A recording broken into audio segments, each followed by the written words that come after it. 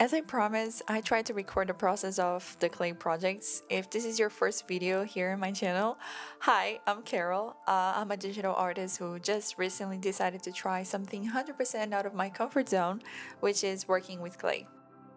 The process was hard. I set myself a month to design what I wanted to model, prototype it, make it, and commit mistakes until I got it right.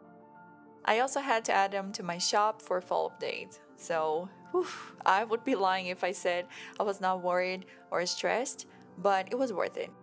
And most importantly, I kept the promise I made to myself.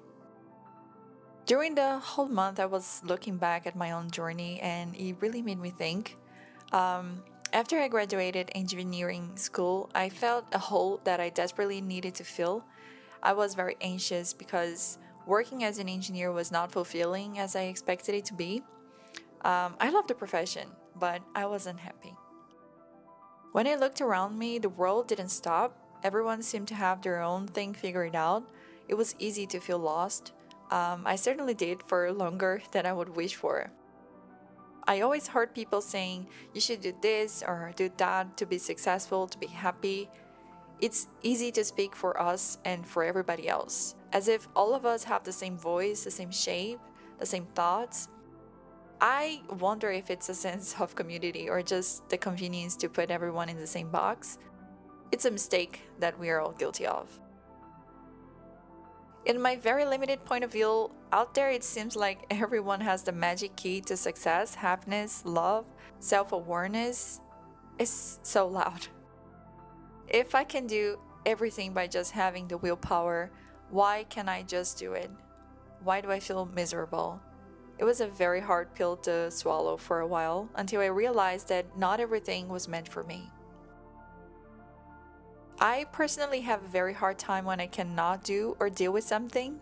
It's not only hard, it's painful, it hurts physically and mentally.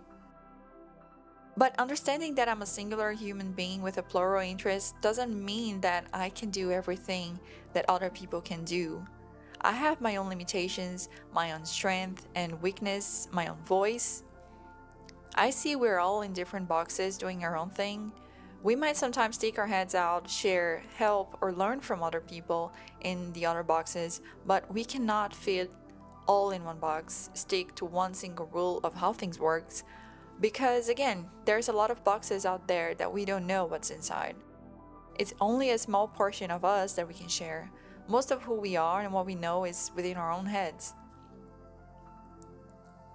Not everything is meant for me because the content of my box is different. It's a cluster of my own experiences of the world. It's from how I see it, feel it, live it. And I should be okay with that. Because I can try, experiment, and find what is meant for me. And I found so many new clusters that go just right with everything else in my box.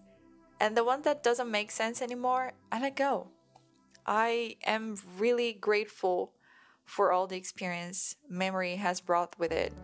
It's just really part of the process. Now I realize it's okay if something doesn't make sense to me anymore, because I change, I evolve, I explore new places in life and find things that are more aligned to who I am. The things that are not for me are meant for somebody else, and it's okay. I'm sorry for all the box analogy. It might not even make any sense. I just really wanted to say, go do your thing. It's okay to feel lost sometimes, not knowing where to go or what to do. But believe me, most of us are still figuring things out. Eventually, we're going to find our places in the world. And it's okay if you can do what other people are doing. We are all special our own way, okay? Okay, thanks for watching this video. Have a wonderful day, and I see you next time.